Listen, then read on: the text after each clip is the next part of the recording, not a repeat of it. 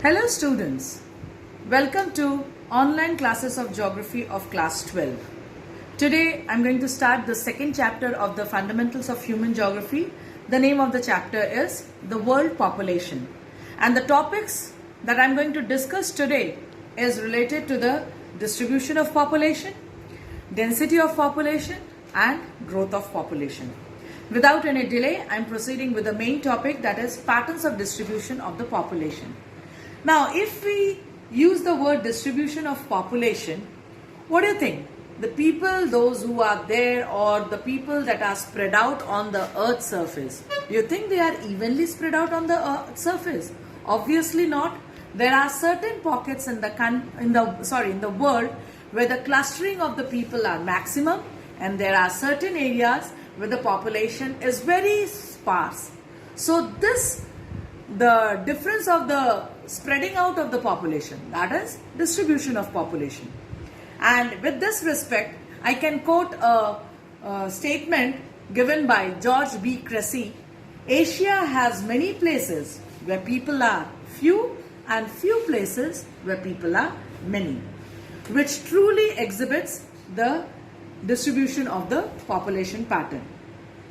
Now, if we see the countries of the entire world, and if we see the area wise, now 90% of the world population just live in about 10% of its land area, and out of the entire countries of the world, there are 10 most populous countries of the world that contributes about 60% of the world's population. And out of these 10 countries, 6 are located in Asia. At present, I think it is not 6, it can be 5. Just see the total number, that is the 10 countries which is given over there. Earlier, Japan was also included, but now Japan is excluded from the those 10 populous countries. I'm just reading the 10 populous countries. China first. Obviously, India is the second position. Third, USA. Fourth, Indonesia, Pakistan, Brazil, Nigeria, Bangladesh, Russia, Mexico. Now, these are the countries which are that is coming under the 10 most populous countries. So, this was related to the distribution of population. Now, next, density of population.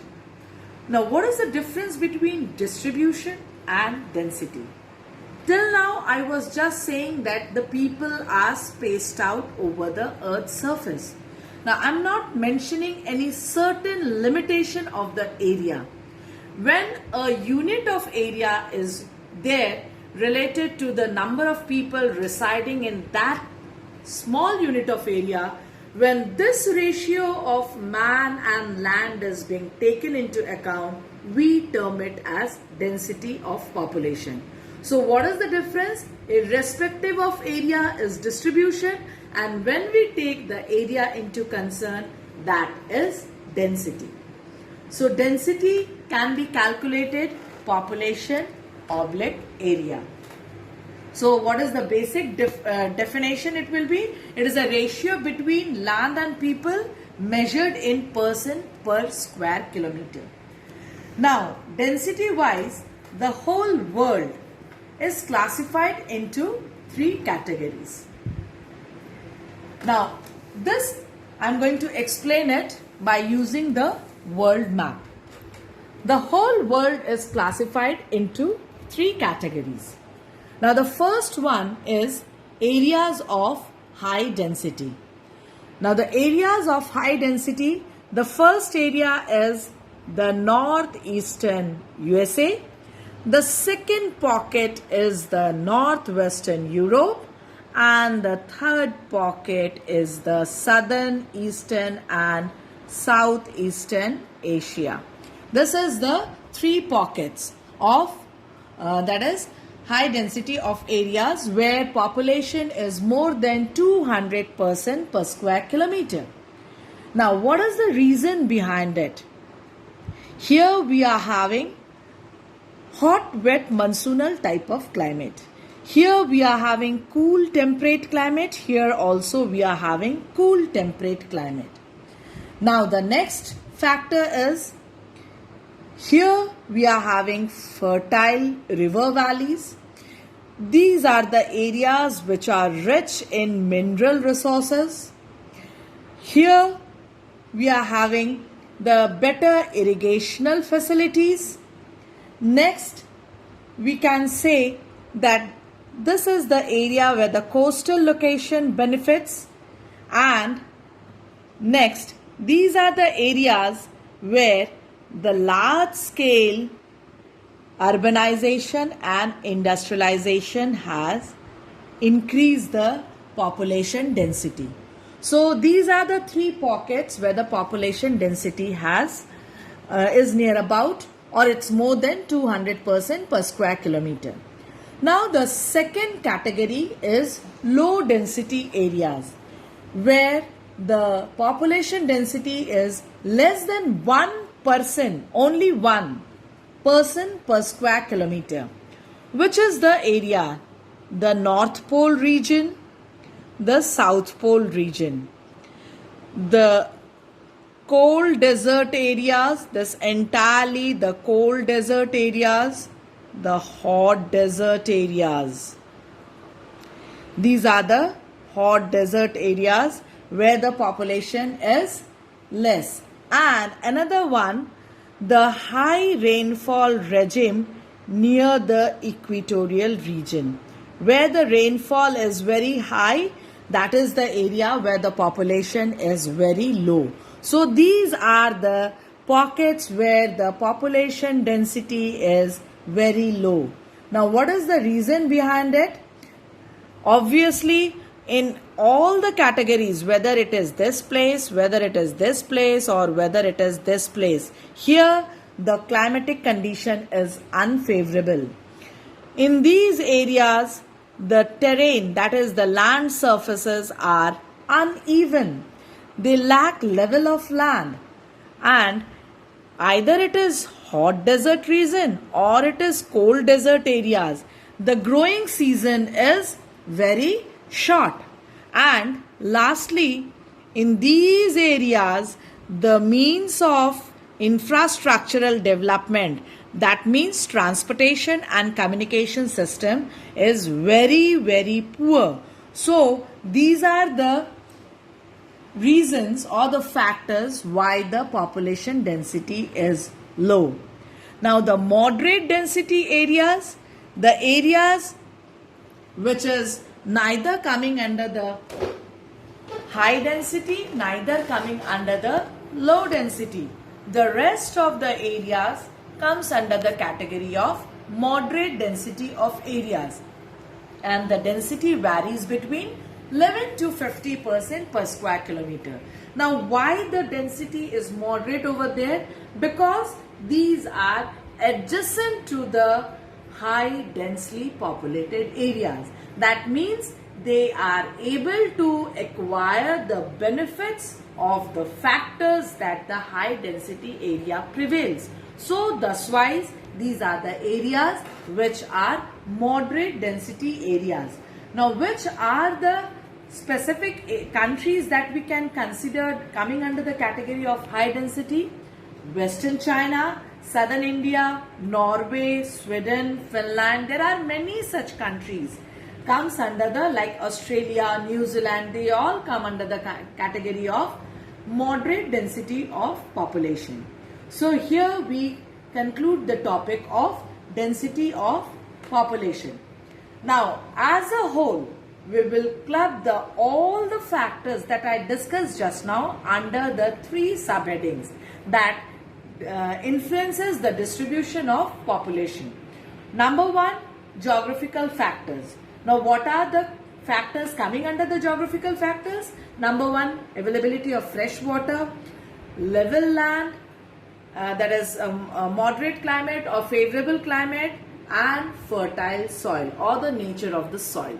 These are the four factors that comes under the category of geographical factors. Now next is economic factors. What are the categories under the economic factors? Now, when we term as economic factor, the first thing that comes into our mind is that is availability of mineral resources. Like just giving an example, our Chota Nagpur Plateau, hopefully you are aware about our country, Chota Nagpur Plateau, it is considered as storehouse of minerals. So there the population density will be more. Why? They can easily acquire their livelihood. Secondly, where there will be distribution of minerals or the accumulation of the mineral, it will lead to industrialization, and where there is industrialization, it will lead to urbanization. So these are the three factors coming under the category of economic factors: mineral distribution, rate of industrialization, and rate of urbanization. Now the last one, socio-economic factors. Now socio-economic factors, the number one, religious factors. Now you have seen that river Ganga is very sacred to our country, and beside that, that is nearby the banks of river Ganga, most important cities have been developed. Why it is so? Because of its religious aspect. Social and political unrest. Now, why it is so very less populated near the states of Jammu and Kashmir or parts of Amritsar, that is Haryana, Punjab? Because continuously there is a terrorist attack, there are some civil war, or it is a that is a frontier line. So over there is lack of security. As a result, the population is less dense over there. And if we move to the interior parts of our country, then population gradually increases. Government policies. Now there are some areas where the population is less. But what is it? If government is giving some incentives so that they can earn their livelihood easily. Now just giving an example, people those who are living in plains, suppose they are getting a salary of 50,000.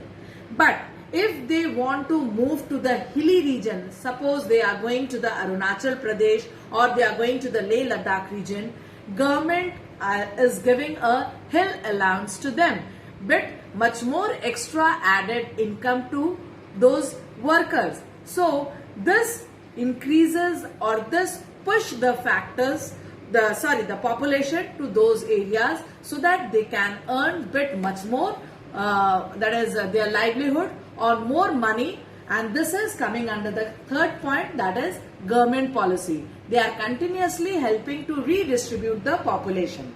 And lastly, already I said about the border terrorism. That is the second point that I described, more or less it is the similar. So, and one more thing we can find out, that there are some educational centers where the population is also getting densed over there. Best example, Kota of Rajasthan. Nowadays it has become a hub of educational center. The next topic that I am going to discuss today is the growth of population. Now the growth of population means the number of people that is increasing or decreasing within a certain period of time of a particular area. That is termed as growth of population. Means it can increase, it can decrease. So we can use the word change in number. Now this growth of population can be represented by two ways, or can be represented in two ways. Number one, simply growth of population. When we are using the absolute number, for example, I am just saying what was the population as per 2001 data of our country. It was 1028 million person. And what was the data of 2011 census? It is 1210 million person. So what is it when we are subtracting this, the difference that we are getting in absolute number, we term it as a growth of population. And when we express this absolute number in percentage, we term it as a growth rate of population. So these are the two ways to represent the population growth. Now what are the types of population growth? There are four types. Natural growth. Now birth and death. These are natural events of our life. So when we deduct death rate from the birth rate, we get natural growth. Now the two induced growth is there, migration in and migration out. Now when birth rate and death rate, their deduction is there, and when we add up in migration and subtract out migration, we get the actual growth of population. The third, positive growth. When both birth rate and in migration is more than death rate and out migration, we term it as a positive growth. And just the opposite, when birth rate and in migration is less than the that is death rate and out migration, we term it as a negative growth of population. So hopefully the four categories of the population growth is clear. Now the last topic that I am going to discuss for today's class is components of population change. Now the components already are the three: birth rate, death rate and migration. But under the birth rate and death rate, I'm not explaining the birth rate. Hopefully you know what is birth rate and what is death rate. The number of lives taking a birth in a particular year and the number of deaths taking a place in a particular year. Now here we are using the term crude birth rate and crude death rate. The word crude means raw. It is not a processed one. Why we are taking it? Because we are predicting the population growth for a year. So we are taking the population of a mid-year, not of the whole year. When we take the total population of a mid-year, at that time we term it as crude. So crude birth rate is equal to birth rate oblique mid-year population of the area in 2000, and crude death rate means death rate oblique mid-year population of the area in 2000. That is, these are the two components. Now the third component, migration. It is the movement of the people from a place of origin to the place of destination. Maybe the factors can be any. What is the reason behind their movement? It can be temporary, it can be permanent. Now the migration is of two types. When I am moving from West Bengal to Punjab, we term it as an internal migration. Why? Because I am moving within the country. And when I am moving from West Bengal to Germany, that means I am leaving the territory of our country. That is international migration. So these are the two types of migration. And on the basis of two types of migration, there are two types of migrants also. The one who come into a new place, that means coming to a new place, is immigrants, and the one who is moving out is emigrants, that is immigrants and the emigrants. Now why the people are leaving their places, why they move from place of origin to the place of destination?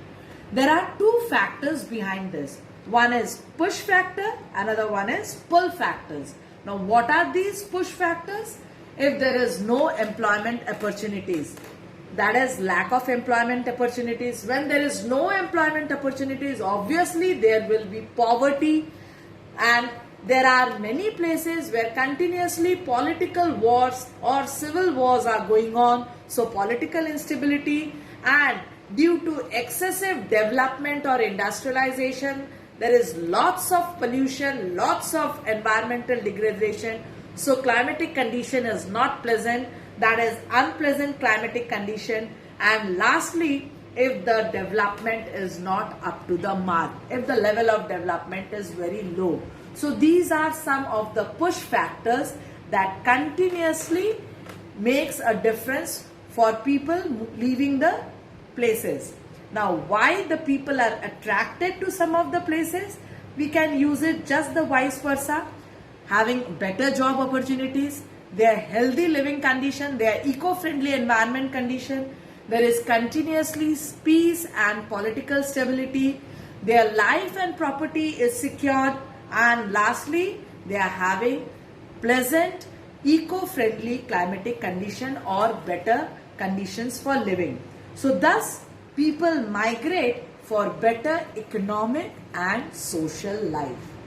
So today's topics are these related to population distribution, density, growth, their components and the factors influencing these concepts. So today I discussed so many topics. I'm not giving any sort of the worksheet for you. Please go through the topics and note down in your copy. Thank you for following the class.